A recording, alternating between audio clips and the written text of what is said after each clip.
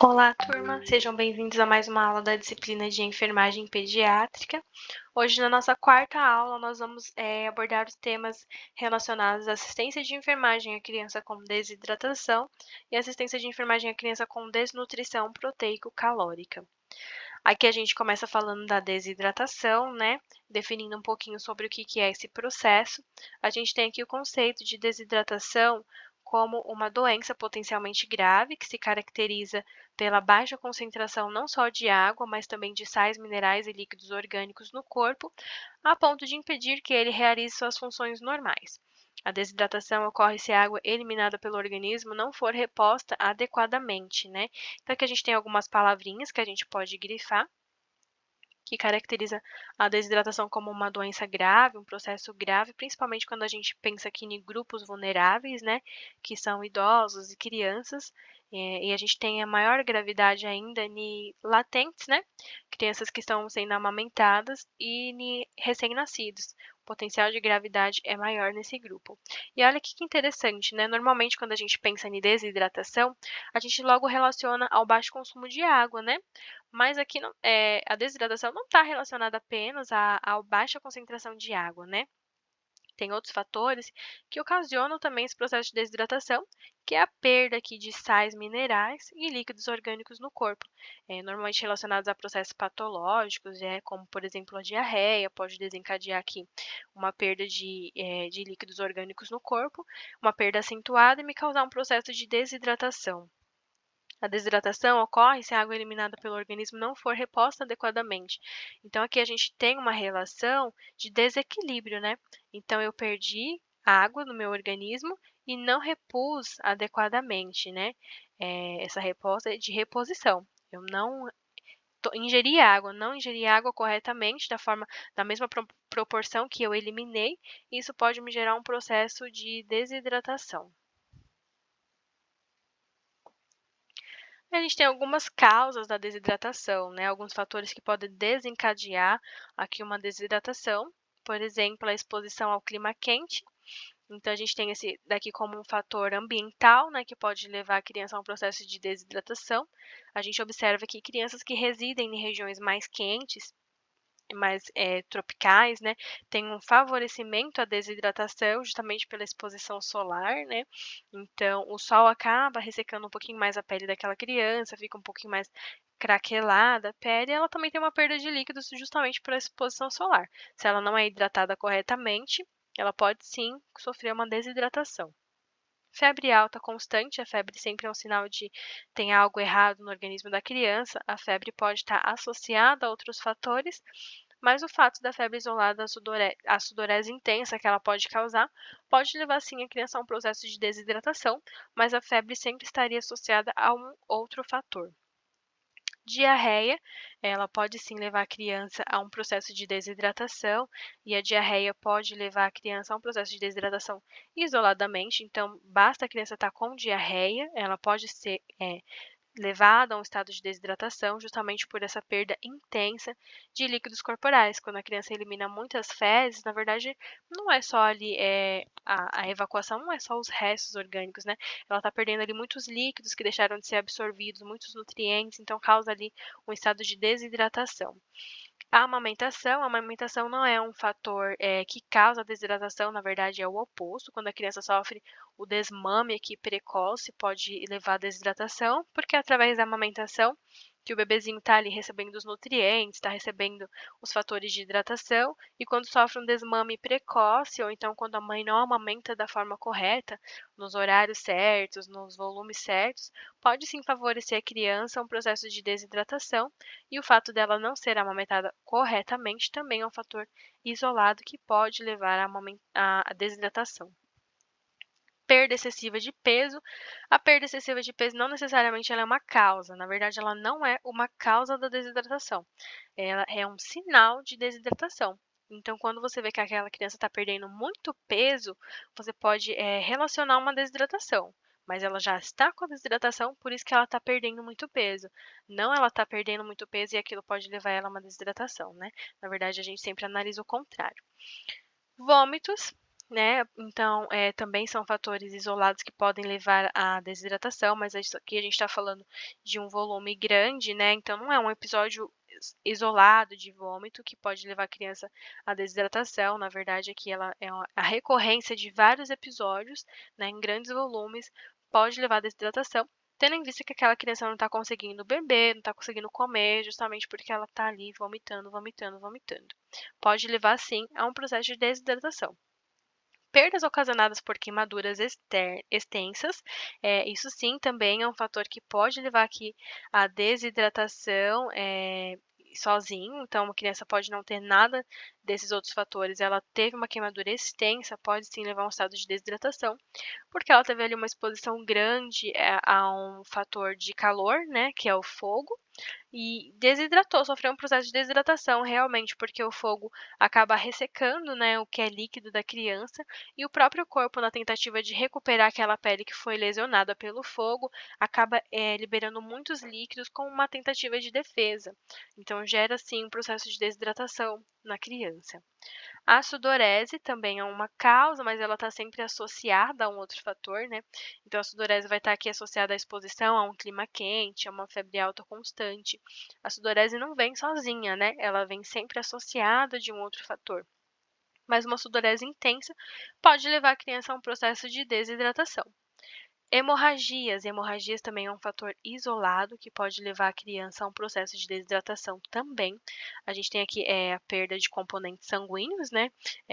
Quando tem um processo de hemorragia, é uma perda muito grande no volume sanguíneo, isso acaba sim causando um processo de desidratação, fora outras complicações que podem ser desencadeadas por essa perda sanguínea.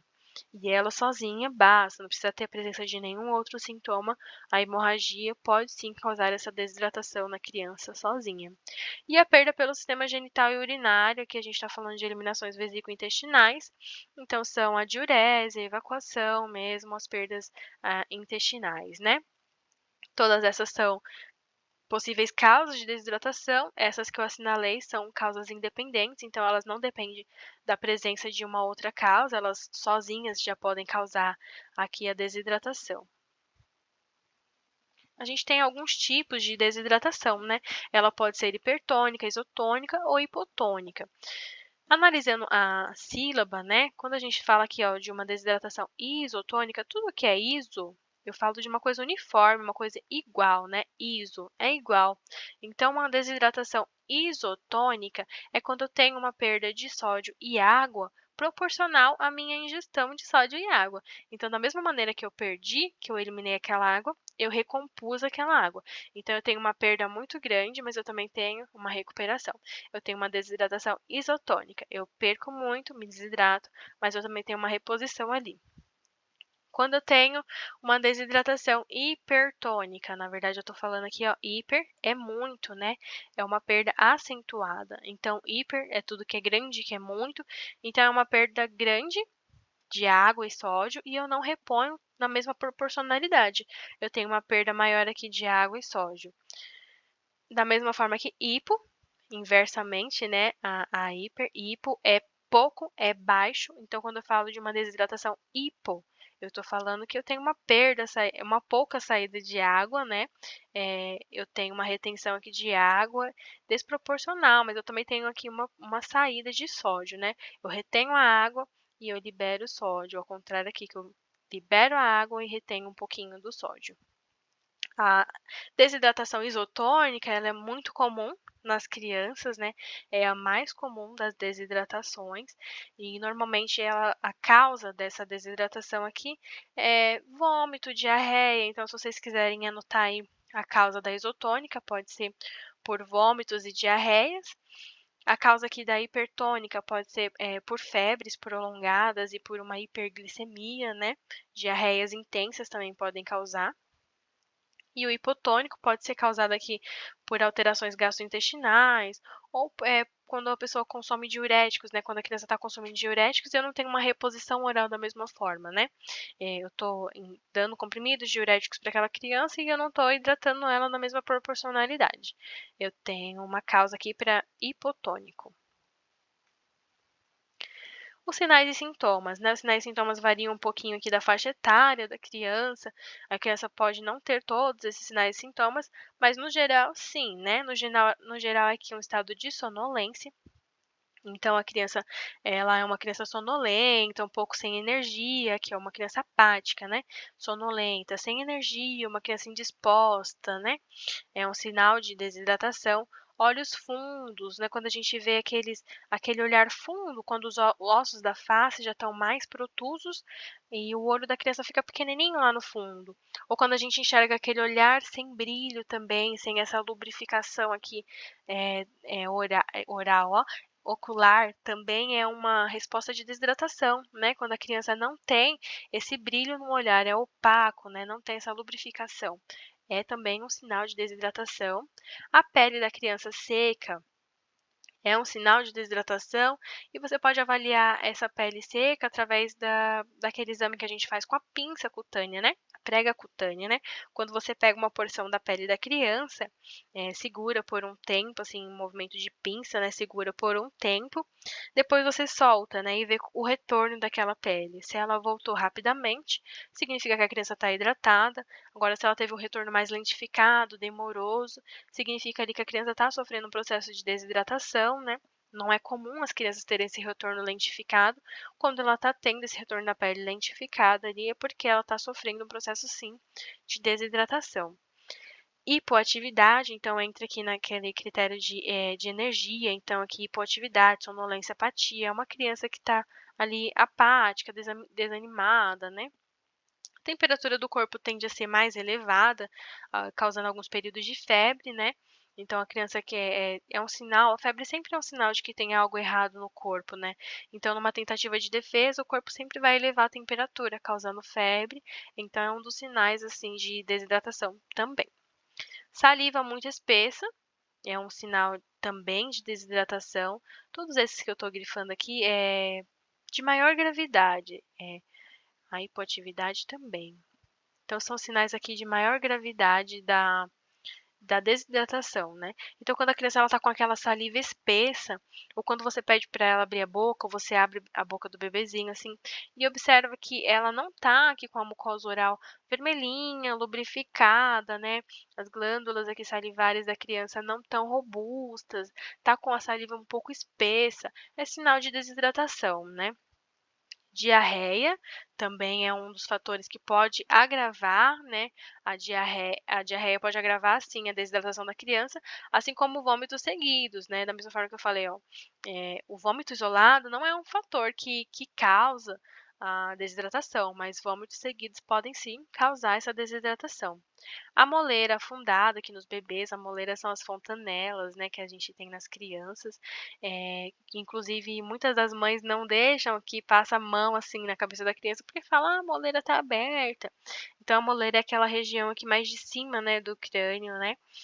Normalmente sim, quando os bebezinhos nascem a moleira tá aberta, e quando ela tá desidratada, tem um afundamento ali naquela região superior. É sugestivo sim de desidratação. E um baixo volume urinário, a gente sempre tem que pedir para a mãe ficar atenta aqui à quantidade de vezes que a criança está indo ao banheiro, o peso da fralda, como que tá, né? Às vezes a mãe consegue medir sem a necessidade de uma balança, identificar quando tá errado, né? Não era assim, agora tá ficando tão levinha. Então ela tá com baixo volume urinário, isso é um sinal de desidratação, principalmente de que a criança não está se hidratando via oral da forma correta, por isso que ela está apresentando um baixo volume urinário. E também é importante observar a coloração dessa urina, né? Como que tá a cor dessa urina? Porque se ela tiver com uma coloração um pouco concentrada, mais escura, também é um sinal de desidratação. Porque, na verdade, quando a gente consome água na proporção que a gente deveria, a gente dilui um pouquinho a nossa urina, né? Por isso que ela apresenta uma corzinha mais clara. E quando a gente não consome água da forma adequada, a urina acaba ficando mais concentrada, sim. E isso é um sinal também sugestivo de uma desidratação. E um choro sem lágrimas, né. Quando o bebezinho chora, chora, chora e você não vê uma lágrima. Não é aquele choro de manha, né, a gente tá, analisando aqui uma percepção da mãe, né, então aquela criança tá chorando, chorando, chorando e você não vê uma lágrima. Então também é um sinal de desidratação. Aqui eu coloquei os principais que você pode observar, né, porque nem sempre a gente consegue observar diarreia e vômito, às vezes é a mãe que refere. Esses todos você consegue observar, né, e classificar a criança no estado de desidratação, se leve, se alto, né, se grave. Aqui para vocês memorizarem melhor, olha, então a fontanela, né, a moleira da criança, aqui essa parte de cima aqui, então ela tem, uma abertura aqui um pouquinho dos ossos, né, e acaba ocasionando uma depressão, fica afundado, né, afundada essa região, quando a criança apresenta esse estado de desnutrição. Os olhos encovados, então acaba tendo, esses ossos aqui da face mais protusos, né, e diminuindo aqui o tamanhinho do olho da criança, né, fica um olho encovado lá para dentro e opaco, sem brilho, também é um sinal de desidratação. E olha aqui a prega que eu falei para vocês, ó, permanência da prega na pele. Um sinal de desidratação também, quando você pega aqui uma porção da pele, então em movimento de pinça, ele pegou aqui uma porçãozinha da pele, segura por alguns, segundos, depois quando você solta, você observa aquele retorno. Se a pele retorna rápido, sinal de que a criança está hidratada. Agora se a pele aqui, ó, como ficou nessa imagem, ele soltou e permaneceu da mesma forma, como se ele ainda estivesse mantendo a pinça aqui.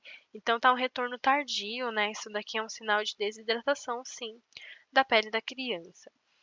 Aqui a boca ou a língua seca, como a gente disse anteriormente, observar sempre aqui, a parte interna da boca, né, embaixo da língua, nas regiões laterais, como que tá, né. E a urina concentrada para vocês memorizarem bem, né, dá para vocês memorizarem esse slide aqui dos principais sinais e sintomas de uma desidratação.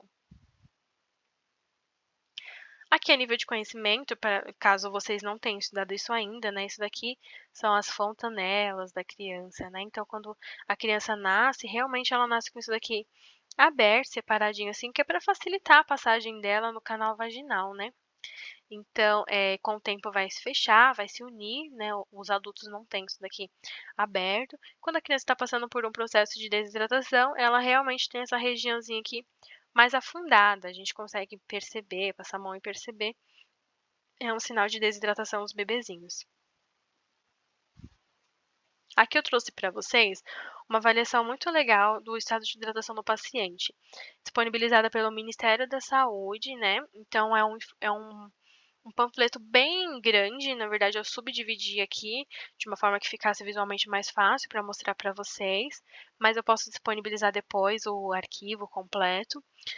Aqui ele traz as etapas, né, então a gente tem etapa A, etapa B, etapa C. Ele traz os fatores que você tem que observar, então o que você tem que analisar daquela criança, os fatores que você tem que explorar, né, os fatores como que você pode decidir, né, sobre o diagnóstico e como que você pode tratar. Então aqui é um examezinho completinho, como se fosse uma cola para o seu atendimento à criança em estado de desidratação. E a gente tem aqui, por exemplo, na coluna A avaliação dos sinais. Ao final, é uma criança sem sinais de desidratação, uma criança normal, né, que está com um bom aspecto de saúde, a hidratação está ok. E aqui na criança B, é uma criança com desidratação, e na criança C é uma desidratação grave, né. Aqui na B é mais moderada, e aqui na C é grave. E o que que a gente tem que analisar, né? Então a gente tem que observar o estado geral dessa criança. Como que está o estado geral dela? A criança está bem, está alerta? Então ela estaria aqui na opção A. A criança está irritada? Nossa, está irritada, está inquieta, está intranquila. Então ela é uma criança B, né? Aqui você guarda essa opção B. Ah, como que ela tá? Ela tá batida, tá ali deitada, quase não fala, tá comatosa, uma criança que não tá responsiva, né. Hipotônica, uma criança que tá apática, tá deprimida. Então aqui é a criança C, você guardaria que essa opção da criança C. E os olhos dessa criança, como que tá? Ah, tá normal, o olho dela tá com brilho, tá lubrificado, tá normal, tá com aspecto normal. Ah, então tá bom. Ah não, o olho dela tá fundo, eu tô conseguindo, ver o olho dela pequenininho, assim, tá um pouco fundinho sim. Então você guarda aqui essa opção B. O olho dela tá muito fundo, nossa, tá muito fundo e seco, tá opaco o olho daquela criança, não tem brilho nenhum. Então você guarda aqui a opção C. Por essas primeiras opções, a gente já dá a entender que aqui é uma criança mais grave, aqui é uma criança mediana, aqui é uma criança saudável, né. E lágrimas, como que é? Ah, essa criança chora e eu tô vendo lágrimas, então tá presente. Não, a criança chora e eu não tô vendo lágrima, então tá ausente. Tanto a B quanto a C é ausente. E a sede, como que é essa criança em relação à sede? Não, ela tá bebendo água normalmente, ela não tem sede, porque, gente, a sede, a nível de conhecimento para vocês, não é um fator, é um fator tardio, na verdade, a desidratação. Então, quando a criança sente sede, é porque o corpo dela já está sofrendo um processo de desidratação, por isso que ali numa tentativa de se recompor, ele solicita água. Então, a sede não é um fator de prevenção, né? Ai, minha criança toda hora pede água. Se toda hora ela pede água, é porque ela está com uma sede excessiva, e você tem que se preocupar nesse sentido. Ai, não, ela bebe água toda hora, mas não é porque ela está com sede, não. Ela bebe água porque eu eduquei ela a beber água e é assim. Então, ok, é isso mesmo. A criança tem que beber água sem sede, né? Porque quando o corpo pede água, quando a criança apresenta sede, já é um estado de desidratação. Isso tanto para nós adultos também. Então, aqui, é uma criança que ela tá com sede, ela tá bebendo água como se, nossa, como se ela estivesse no deserto, tá bebendo água muito rápido, muito avidamente.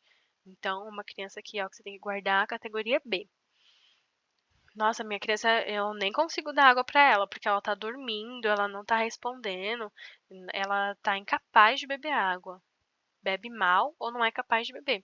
Quando a criança não consegue beber, bebe um golinho ou outro, não consegue.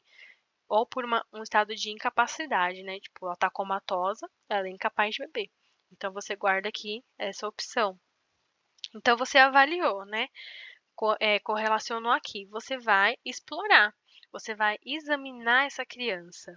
Olhei, agora eu vou examinar. Como que você vai examinar? Através do sinal da prega, que a gente viu no slide anterior, né? Que é esse daqui, ó, a pincinha com os dedos. Então, você vai fazer a prega ali na pele da criança e vai observar. Desaparece rapidamente? Então, tá saudável. Desaparece lentamente? Então, opa, já é um sinal aí que você tem que ficar atento. Desaparece muito lentamente, mais de 2 segundos. Nossa, então realmente está grave. E o pulso, né? Não sei se vocês já chegaram a ter essa disciplina, mas para a gente avaliar o pulso, né? A gente sempre pega aqui na artériazinha do nosso punho, né, do lado do polegar, a gente sempre palpa com o indicador, né, e o dedo do lado, que eu agora esqueci o nome, palpa aqui a nossa artéria, né, e vai sentir a pulsação. Se o pulso estiver cheio, tá ok, eu tô sentindo aqui o pulso tá batendo, tá num ritmo ok, e também tô conseguindo sentir, então tá um pulso cheio, né. Então, é uma criança que tá aqui saudável. O pulso tá batendo rápido, mas eu quase não tô sentindo. Tá lá no fundinho aqui o batimento. Então, vamos nos atentar, né? Eu tô sentindo rápido e fraco. É um sinal de alerta. Nossa, tá muito fraco. Quase não tô sentindo. Eu nem sei se eu tô sentindo. Lá no fundinho eu tô sentindo aqui um movimentozinho, mas não tenho certeza. Então, é um pulso que tá ou muito fraco ou ele tá ausente. Então, você guardaria aqui essa opção. E ao final de todo esse exame, de toda essa análise, você decidiria se a sua criança ela é uma criança que está sem sinais de desidratação, se a maioria que deu A, então seria essa opção, se a maioria que deu B, se ela apresentar 2 ou mais sinais da categoria B, era uma criança com desidratação, e se ela apresentar 2 ou mais sinais, incluindo pelo menos um dos destacados com asterisco, tem que ter pelo menos um desses asteriscos aqui, ela é uma criança que está com uma desidratação grave. E aí, olha que bonitinho, conforme você classificou, você tem o plano, então ele já te dá aqui a terapêutica, né? Então, se você classificou a criança como sem desidratação, então você vai manter o plano A, tudo que for verdinho. Se você classificou a sua criança como com desidratação, você vai usar o plano B, né? Tudo que for amarelinho. E se você classificou a sua criança como desidratação grave, você vai usar o plano C, tudo que for vermelhinho. E a gente tem aqui nos próximos slides. Então, o plano A, o que seria o plano A? É para prevenir a desidratação no domicílio. Então, é interessante a gente grifar aqui essa informação. Que a minha criança está saudável, eu só vou orientar e eu vou tratar ela em domicílio, né? A mãe ou a própria criança vai se hidratar lá no domicílio. Explique ao paciente ou acompanhante para fazer no domicílio. Oferecer ou ingerir mais líquido que o habitual para prevenir a desidratação.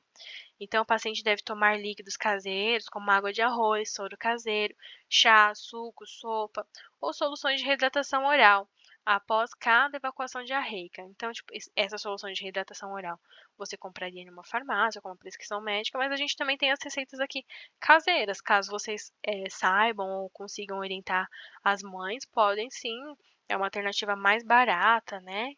Atendendo melhor o nosso público, dependendo do perfil do nosso cliente, né? Às vezes é uma opção mais viável. Não utilizar refrigerantes e não adoçar o chá ou suco. Isso aqui é importantíssimo, né? Refrigerante para uma criança que está em desidratação não é recomendado, é super desrecomendado na verdade, né? Manter a alimentação habitual para prevenir a desnutrição. Então, continuar o aleitamento materno, muito importante orientar a mãe a continuar o aleitamento, né? Manter a alimentação habitual para as crianças e os adultos. Aqui é interessante vocês analisarem qual que é a alimentação habitual do seu paciente, né? A gente tem algumas populações carentes, onde a alimentação deles é precária. Então, às vezes, é necessário você conversar com o serviço de assistência social, ou então você buscar sobre programas de auxílio, né, que possa fornecer para aquela família condições de se alimentar adequadamente, né? Ou com base naquilo que eles têm, às vezes não vai ser o prato dos mais bonitos que vai agradar as nutricionistas, mas é um prato que tem ali todos os nutrientes que a criança precisa se alimentar, ela tem ali acesso a uma água tratada, ela tem então, dentro das condições daquela criança, que você tem que orientar quanto à alimentação. Se o paciente não melhorar em 2 dias ou se apresentar qualquer um dos sinais abaixo, levá-lo imediatamente ao serviço de saúde. Então, você vai orientar a mãe ou o cuidador daquela criança sobre os sinais de perigo. Então, a piora da diarreia é caso a criança apresente vômitos repetidos, muita sede, recusa de alimentos, sangue nas fezes, diminuição da diurese. Então, a gente tem aqui um agravamento do quadro, né? A gente tem aqui sinais de perigo, que já não classificaria mais essa criança como A, né? Ela já evoluiria para um outro plano. Orientar o paciente ou acompanhante para reconhecer os sinais de desidratação. Então, aqui você vai orientar a mãe como que ela tem que analisar se a criança dela chora, tem lágrima, analisar o olhar da criança, tá opaco, tá brilhoso, como que tá o pulso da sua criança. Nem sempre a mãe vai conseguir, mas não custa orientar, né? Como que tá a urina da sua criança, tá uma urina concentrada, ela tá indo ao banheiro muitas vezes, a fraldinha dela tá ficando pesada. Então a mãe, ela é a cuidadora mais próxima, né, da criança. Então é interessante a gente educar, porque ela vai conseguir intervir precocemente, sem a necessidade dessa criança ir buscar um serviço de saúde. E aqui, ó, preparar e administrar a solução de reidratação oral. Então, ela identificou um processo de desidratação, ela vai intervir, né, administrando essa reidratação oral, que vocês vão conseguir orientá-la. Praticar medidas de higiene pessoal e domiciliar, lavagem adequada das mãos, tratamento da água, higienização dos alimentos. São medidas todas de orientação, preparando o paciente para o domicílio.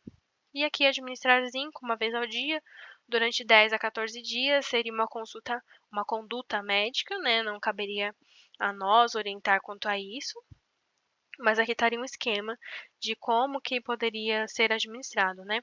Menores de 1 ano, de 50 a 100 ml por dia. Então, tem todo um cálculo aqui baseado na idade do nosso paciente. Aqui, a criança classificada no plano B, para tratar a desidratação por via oral na unidade de saúde. Então, aqui a gente já não tem mais uma criança que vai se tratar em casa, mas lembrando que ela não é tão complexa, então ela não está ali num estado de gravidade tão grande, né? Então, vamos ver o que a gente teria de intervenção para a criança do plano B. Administrar solução de reidratação oral. Então, aqui a gente tem uma reidratação oral. A quantidade de solução ingerida dependerá da sede do paciente. A solução de reidratação oral deverá ser administrada continuamente até que desapareçam os sinais de desidratação. Então, aqui tem que desaparecer para a gente liberar essa criança para casa. Apenas como orientação inicial, o paciente deverá receber de 50 a 100 ml por quilo para ser administrado no período de 4 a 6 horas. Então, a gente vai hidratar essa criança por via oral até que desapareçam os sinais de desidratação dela. Aí sim a gente mandaria ela para casa. Durante a reidratação, reavaliar o paciente seguindo as etapas do quadro, a avaliação do estado de hidratação do paciente. Se desaparecerem os sinais de desidratação, utilize o plano A. Se continuar desidratado, indicar a sonda nasogástrica. Se o paciente evoluir para desidratação grave, seguir o plano C. Então, aqui a gente hidratou essa criança via oral, qual que vai ser o próximo passo? A gente voltar para essa avaliação aqui. Então, eu vou novamente analisar tudo e ver aonde que ela está se classificando. Poxa, ela melhorou, agora ela foi classificada como sem sinais de desidratação. Então, eu vou orientar o plano A para essa criança, então são cuidados domiciliares, vou orientar a mãe e vou liberar essa criança. Poxa, não, ela mantém aqui com desidratação. Então, se a intervenção oral não foi o suficiente, a alternativa é a passagem de uma sonda para hidratar essa criança por uma via mais invasiva. Ai, poxa, eu reavaliei e ela piorou, na verdade ela não manteve, ela piorou. Então a gente vai para a intervenção correspondente aqui ao planinho C, que a gente vai ver agora não, porque tem esse terceiro item aqui ainda.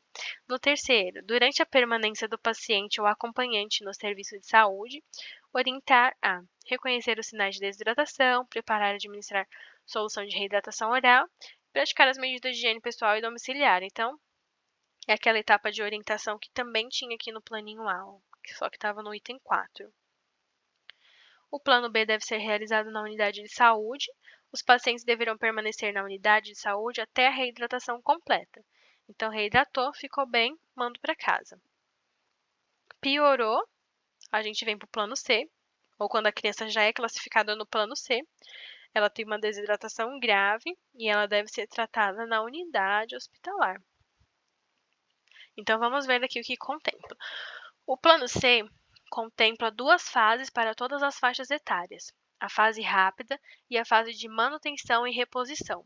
Então, a fase rápida para menores de 5 anos, na fase de expansão. Então, aqui a gente tem para menores de 5 anos. Então, a gente vai administrar a solução. Aqui vocês conseguem perceber que já é endovenosa, né? Então, é um soro fisiológico. Iniciar com 20 ml por quilo de peso.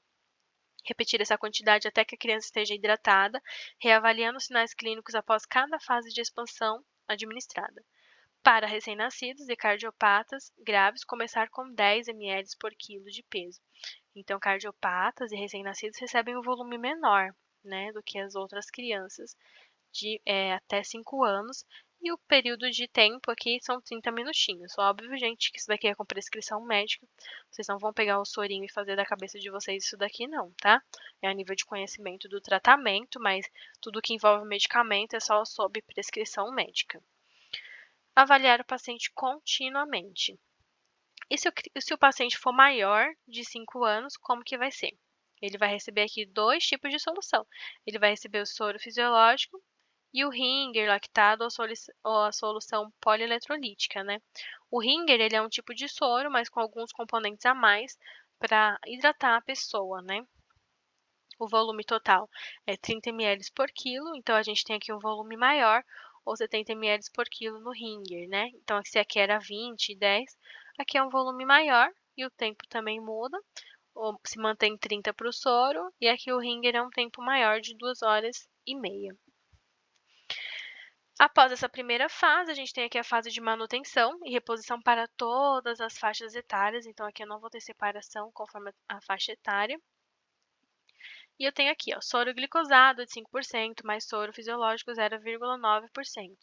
Então, é novamente aqui uma solução endovenosa, onde eu tenho peso até 10 kg, 100 ml por quilo, peso de 10 a 20 kg, 1.000 ml mais 50 ml por quilo, de peso que exceder 10 kg e peso acima de 20 1.500 ml mais 20 ml por quilo de peso que exceder os 20 quilos.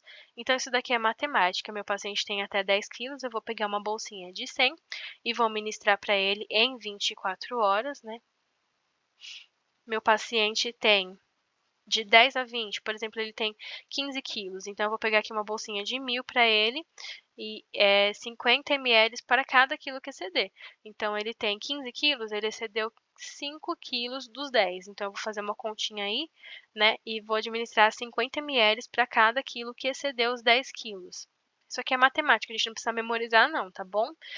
Se vocês forem trabalhar numa clínica, provavelmente tem a colinha para vocês. Na verdade, os programas de computador hoje em dia já traz tudo prontinho. É a nível de conhecimento mesmo, para a gente não ficar refém de tecnologias, né? Então, aqui é uma fórmula, né, da bolsa que você pega e do que exceder vai estar sempre aqui. Então, aqui o que exceder os 10 quilos, você administra mais 50. Aqui o que exceder os 20 quilos, você administra mais 20 ml. E aqui soro glicosado a 5%, mais o soro fisiológico 0,9 na proporção 1:1. Iniciar com 50 ml por quilo por dia em 24 horas e reavaliar essa quantidade de acordo com as perdas do paciente. E aqui a administração de KCl, 2 ml para cada 100 ml de solução de fase de manutenção. Tudo isso daqui, novamente, vocês não precisam decorar, gente, nada disso, tá bom? Avaliar o paciente continuamente se não houver melhora da desidratação. Aumentar a velocidade de infusão. Quando o paciente puder beber, geralmente 2 a 3 horas após o início da reidratação venosa, iniciar a reidratação por via oral, com solução de reidratação oral, mantendo a reidratação endovenosa. Então, vai ser concomitante, né? Ao mesmo tempo que eu vou colocar aqui via endovenosa, eu já vou começar a reidratação oral. É um sinal de melhora do meu paciente. Na verdade, que não, né? É um sinal de agravo. Se não houver melhora, aí a gente aumenta a velocidade da infusão e inicia aqui a reidratação oral. Interromper a reidratação por via endovenosa somente quando o paciente puder ingerir solução de reidratação oral em quantidade suficiente para se manter hidratado. A quantidade de solução de reidratação oral necessária varia de um paciente para outro, dependendo do volume das suas evacuações. Aqui sim seria um sinal de melhora, né? Então, tipo, meu paciente está conseguindo se reidratar por via oral, é o suficiente, então aqui é um sinal de melhora. Eu tiraria a reidratação venosa. Lembrar que a quantidade de solução de reidratação oral a ser ingerida deve ser maior nas primeiras 24 horas de tratamento e observar o paciente por pelo menos 6 horas antes de mandar ele para uma outra fase ou para uma casa, né? Então, ele tem que ficar em observação.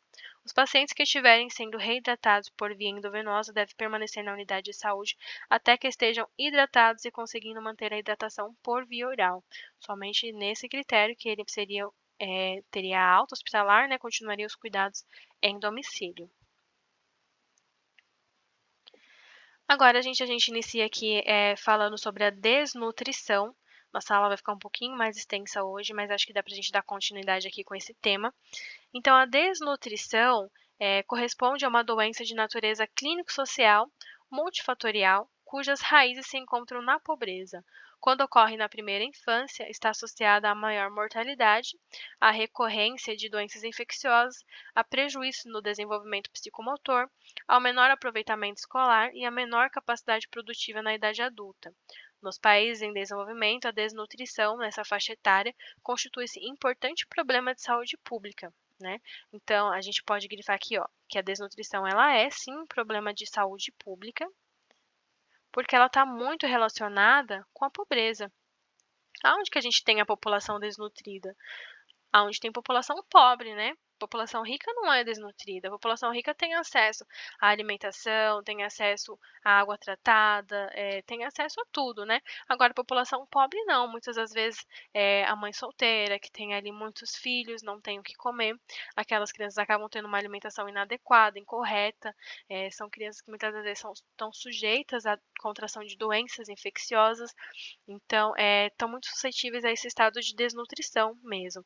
Então, é um fator muito relacionado com a parcela mais pobre da nossa população, essa desnutrição, por isso que ela é um problema de saúde pública, né? Porque independe do ser, independe de questões públicas mesmo, de oferta, né? De oferta de recursos necessários para a população. E olha aqui, ela está associada à mortalidade. Então, quando ocorre, ela tem um índice muito grande de mortalidade infantil, né?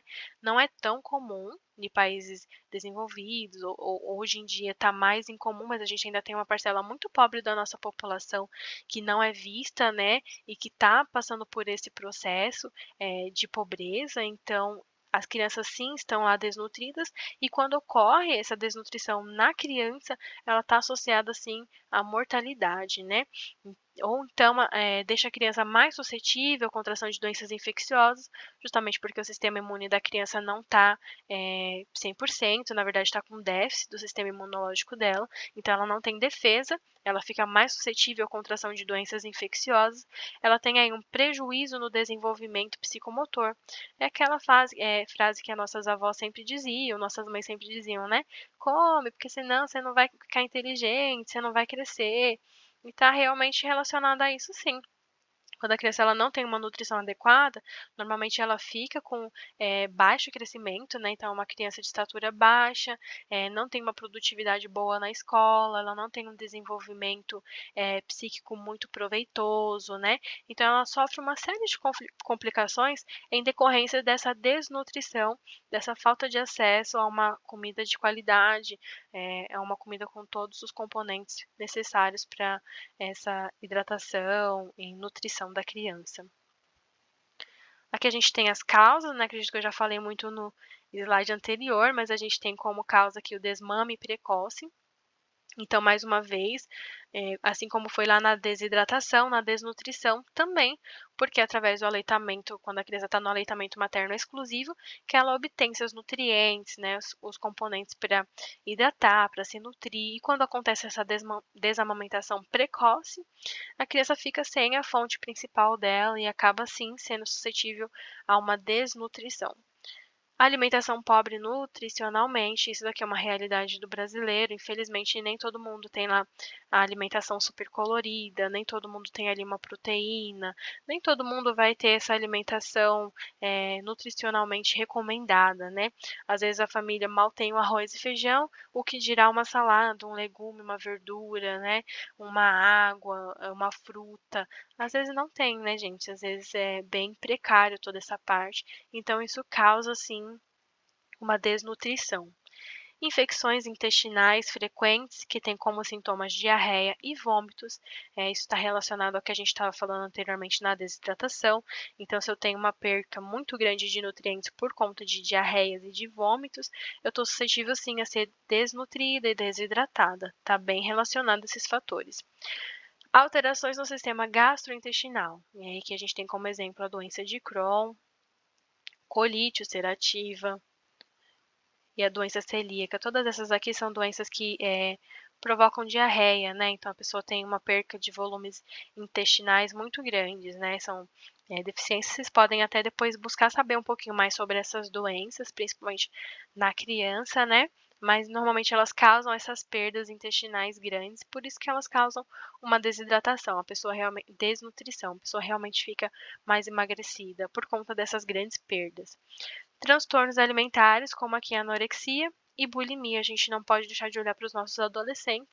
É muito comum, né, nos adolescentes esses transtornos, justamente pela não aceitação do corpo deles, que já é uma doença mais psíquica, né, atingir nosso sistema psicológico, mas está relacionada sim à desnutrição, porque se a pessoa provoca o vômito, né, provoca essas grandes perdas, né, e não tem uma nutrição adequada, ou quando ela não come para não engordar, ela acaba sim tendo um processo de desnutrição por conta dessa alimentação incorreta.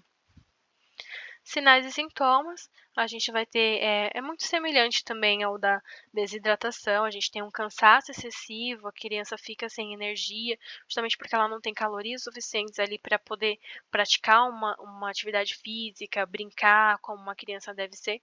Então é uma criança cansada, ela tem uma pele mais ressecada e pálida, né, aquela pele com aspecto um pouco mais envelhecido, né.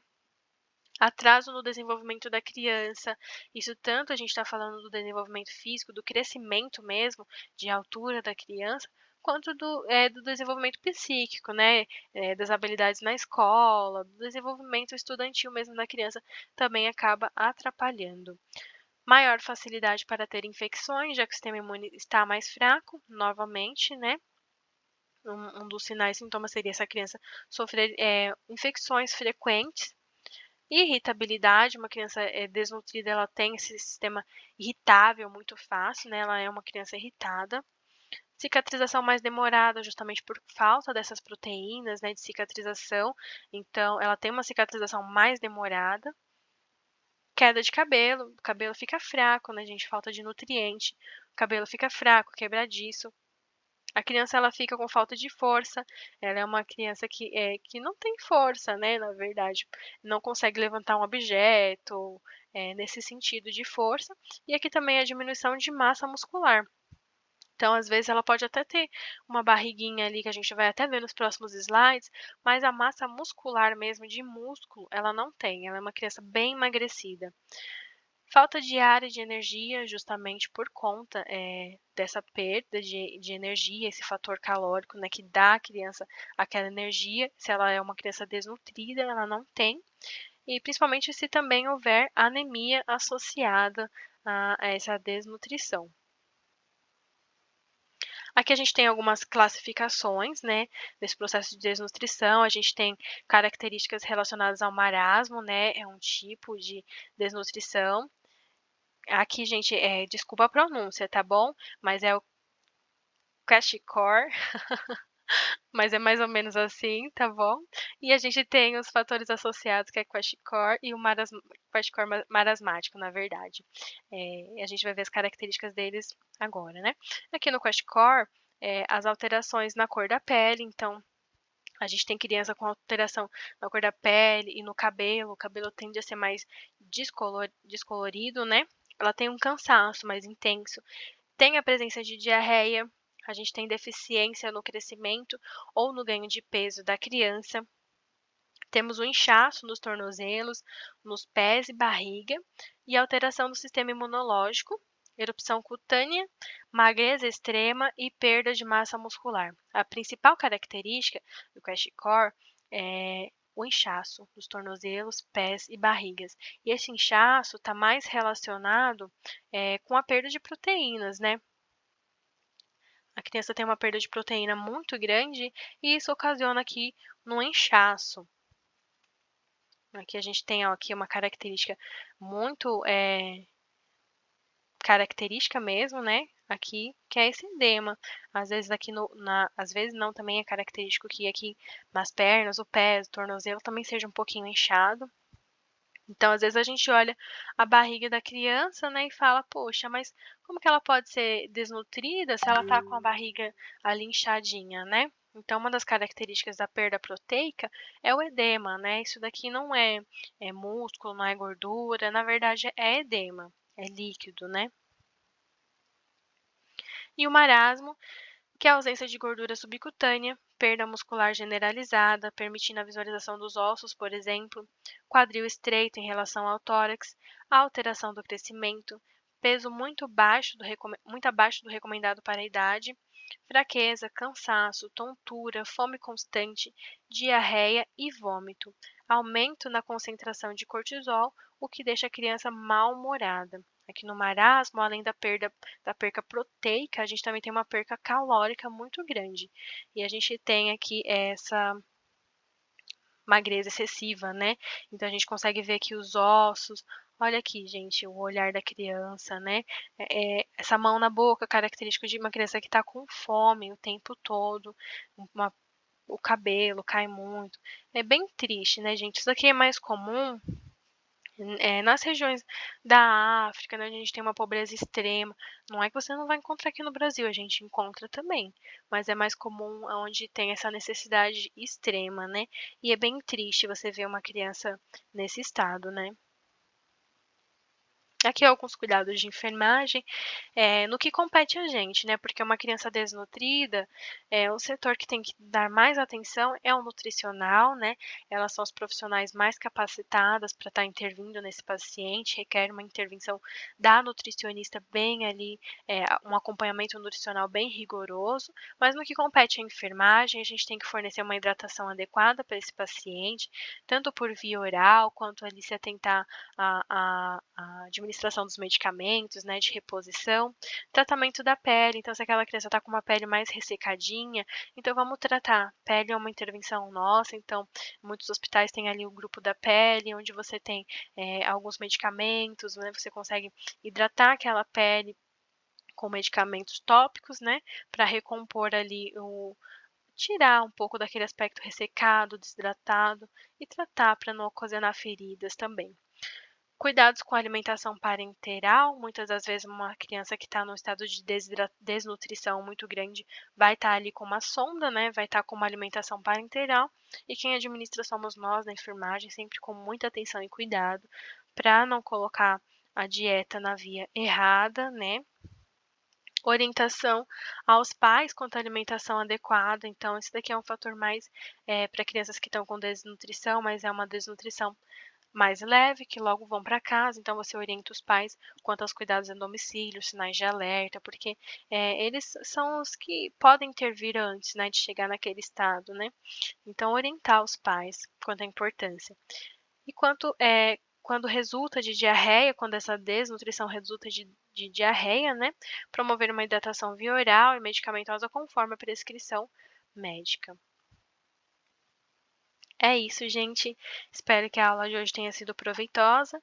Muito obrigada pela companhia de vocês e eu estou à disposição para tirar possíveis dúvidas.